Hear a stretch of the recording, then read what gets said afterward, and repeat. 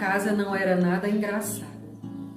E ainda me pergunto qual lei da física ou qual Nossa Senhora segurava aquelas paredes de taipa rachada. Também não sei como cabiam tantos de nós naqueles minúsculos cômodos. Sei bem que daquele chão de terra batida germinavam 7 adolescentes e 4 crianças que se dependuravam nos meus ombros, saias e peitos. Mas era a nossa casa. Com as moças e rapazes exigindo estudo e sem poder botar eles na cidade, fiz da sala uma escola. Logo a comunidade se interessou e passei a receber seus filhos. Ficou mais animado. Eu pensei que assim os meus se interessassem mais. Coitados, eu não sei como, porque o patrão chamava no meio da aula para o trabalho. A sala ficou pequena. Aí o Zé construiu uma latada na frente da casa. Arranjei bancos e a algazarra estava feita. Eu só tinha o 1º grau, mas ali eu era doutorada em cordéis, contas, histórias, geografias, brincadeiras, artes e catecismos. Sim, eu era uma das poucas pessoas que sabia ler e que tinha disposição em ensinar. Numa certa tarde, o dia eu não sei precisar, bateu lá na latada um certo compadre, o Zé Torres. Perguntou que marmota era aquela que eu estava inventando. O homem ficou consternado com a singeleza e esperteza da classe. Dias depois, apareceu uma comitiva toda montada em tamancos e bolsas. Pensei que viesse fechar minha latada, quebrar minhas mãos e queimar meus livros, pois os tempos eram de seca e de terror. Mas a senhora dona prefeita foi consternada com a singeleza e esperteza da classe. Construímos um grupo escolar. Cozinha, pátio, sala de aula, carteiras, quadro, birô. Eu me agigantei. Os vizinhos com falatório, xingamento, despeito, um despropósito só. Eu nem me importei, eu sabia o que estava fazendo. Aí lá no grupo, a gente atendia da alfabetização à 4ª série. Eram 40 estudantes que se revezavam entre manhã, tarde e noite. Eu alimentava as cabecinhas daquelas crianças com palavras, números e outros saberes. E o corpo com comida. Era lá no grupo que eles merendavam, almoçavam, jantavam. Sim, aqueles tempos foram difíceis para todos. As línguas calaram, porque as barrigas estavam cheias e o meu gesto já não podia mais ser questionado. Mas aí eu convidei a comunidade. As mães ajudavam na limpeza e na merenda. Aí logo, menino, o grupo se transformou em escola, teatro, casa de festa e oração. Foi ponto de encontro da juventude do lugar e da vizinhança. Dali saíram donas de casa, agricultores, professoras, pedreiros, comerciantes, radialistas. Uns ficaram por lá, outros foram para as capitais, né? Dos meus, só um seguiu estudo. Mas aquele povo ganhou, sabe? Eu também ganhei. Cursei o normal, estudava à luz da lamparina. E também fiz as formações da Secretaria da Educação. O sofrimento, porque eu deixava o meu recém-nascido desmamado. Mas sabe, eu faria tudo outra vez para garantir o direito à alimentação daqueles corpos coloridos de espírito sertanejo. Na vida, eu plantei muitas árvores, eu tive muitos filhos, nunca escrevi livro, mas formei muita gente nos saberes do mundo e das palavras. E posso dizer que com estas mãos que acariciei meu marido e meus filhos, eu construí uma escola.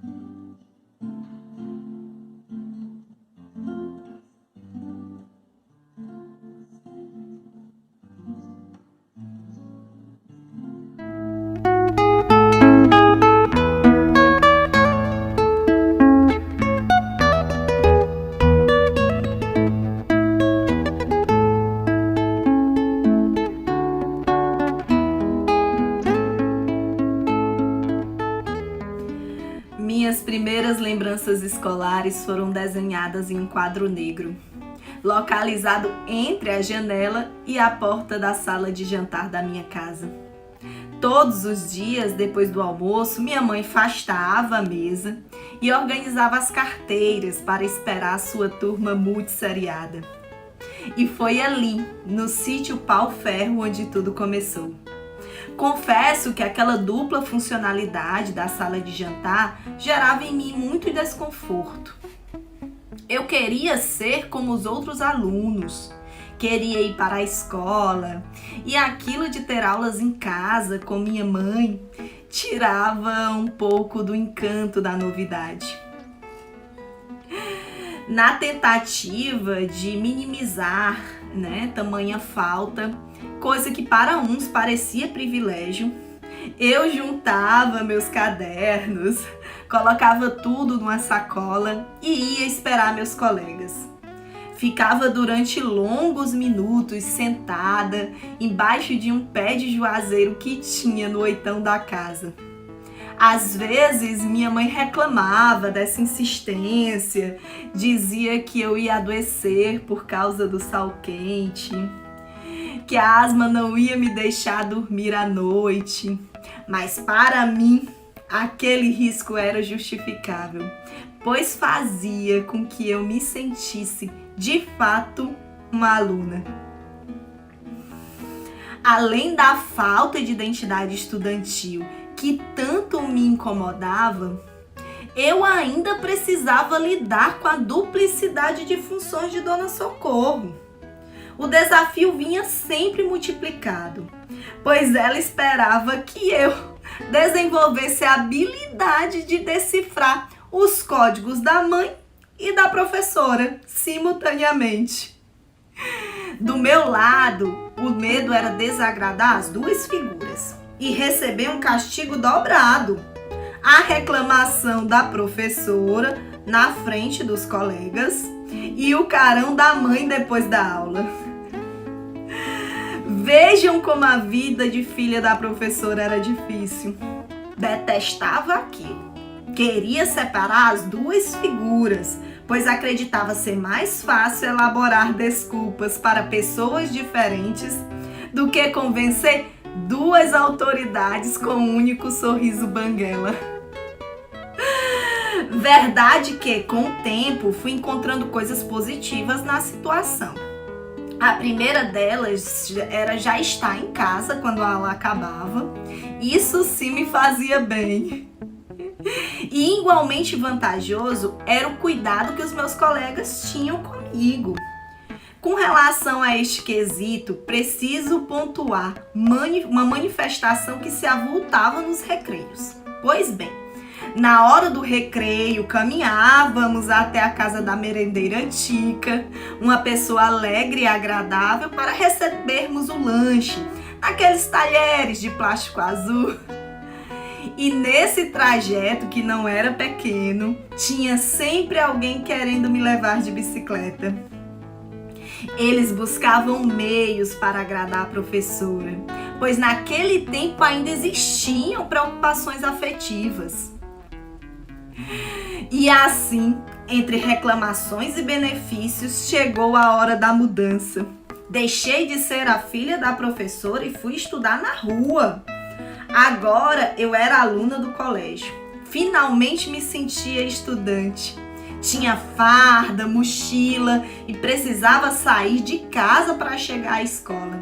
Eu tinha escola, aquilo era fantástico. Agora sim os professores existiam de verdade. E eu fazia questão de chamá-los assim. Professora, posso tomar água? Me achava tão diferente, tão estudante. Já embaçados pelos anos e as distâncias, os velhos desenhos foram ressignificados. A janela e a porta continuam, embora parecendo bem menores. E ainda mostram possibilidades, sonhos e alguns medos. As paisagens guardam a memória, que seguem mudando conforme o rumo das coisas. O quadro negro está perdido, mas tudo aquilo criado pelo branco do giz torna-se novo e colorido a cada dia. Agora, depois de tantas idas e vindas, Dona Socorro orgulha-se de ter sido a primeira professora de uma doutora em letras que não por acaso é a sua filha.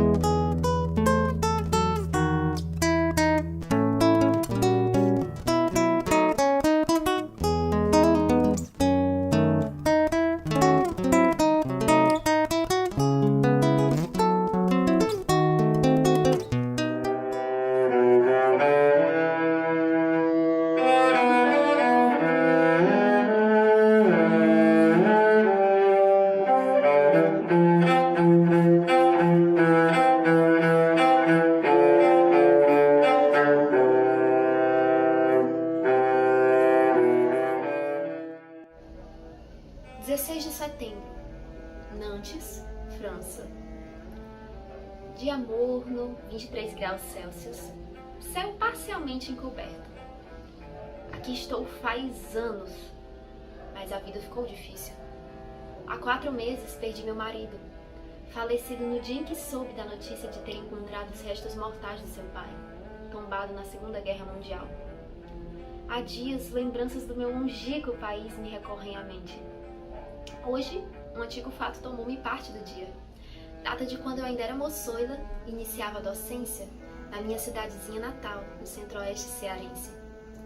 Naquela época encontrava-me muito segura e esperançosa. Havia concluído a escola normal na capital e dias depois havia passado no exame para assumir a cadeira de artes na Escola Estadual de Primeiro Grau Lourenço Filho, na cidade de Crateús. Lembro-me como se fosse hoje, primeiro dia letivo do ano de 1978. Recordo de a tarde estar calorenta, úmida, abafada, fazendo a roupa grudar no corpo suado, trêmulo. A alma nervosa, o espírito irrequieto, o coração saltitante. Às 13 horas em ponto, a sineta repicou, ansiosa. Entrei na sala de aula. As crianças estavam no silêncio contido, resignadas. Sem levantar a vista, fiz a chamada nominal e em seguida me apresentei, a nova professora de artes, Socorro Santiago. Para introduzir o tema do dia, optei por saber se alguém ali conhecia algum pintor famoso. O silêncio se interpôs. Repeti a pergunta acho que por 4 vezes, até que um menino franzino, meio desbotado, com os olhos radiantes, ergueu a mão pausadamente do meio da sala e disse quase em um sussurro que conhecia a pessoa do seu João Batista, que morava ali próximo, na rua Poti. Assustada, levei as mãos à boca, balancei a cabeça para os lados, protestei, não acreditando no que estava ouvindo. Tá brincando comigo, garoto? Apressada, armei um pequeno cavalete sobre a mesa, depositei o catálogo e declinei as obras, apontando respectivamente seus autores. Leonardo da Vinci, Sandro Botticelli, Van Gogh, Salvador Dalí, Francisco Goya, Eduardo Manet, Tarsila do Amaral, Portinari e outros. Estava perguntando se algum de vocês conhecia a história de algum desses pintores, entenderam? A turma gracejou, riu do garoto que, tão envergonhado, quase some a cabeça dentro da gola da camisa. Por muito tempo, esse episódio fora para mim hilariante. Repetiam em todas as turmas para dizer da ignorância reinante no tocante à arte. Quem era João Batista? Ora. Há 3 décadas, passei a lembrar-me daquele garoto, que não lembro o nome, apenas me vinha na memória o artista a quem ele se referiu, seu João Batista. Essas recordações vieram com força no mês passado, setembro de 2008, quando, numa galeria de artes na cidade de Paris, vi pela primeira vez a obra do seu João Batista. 4 obras incríveis. A catarse foi tão forte que pus-me em prantos num canto da sala, murmurando para mim e para os meus amigos: como, por tanto tempo, deixei de conhecer um homem, hoje falecido, com uma obra tão encantadora que vivia ali perto de mim? Como pude desdenhar tão friamente daquele garoto que dizia conhecê-lo? Hoje descubro que, acreditando viver no centro do mundo, com meu pós-doutorado em História da Arte, ainda não aprendi a ter o olhar que penetra nas camadas do povo. Não aprendi a andar debaixo da pele, a intuir, a escutar, a vivenciar a vida perto de mim. Mas um dia, quem sabe? Quem sabe? Esse texto consta de 2 páginas do diário pessoal da professora Socorro Santiago Sutherland, falecida em janeiro de 2016, em Paris. Ele fora lido em Fortaleza, Ceará, pela sua filha caçula, com voz mansa e sotaque carregado, na presença de um cinquentão, ainda com os mesmos olhos radiantes daquele garoto de 1978, admirador da arte do seu João Batista.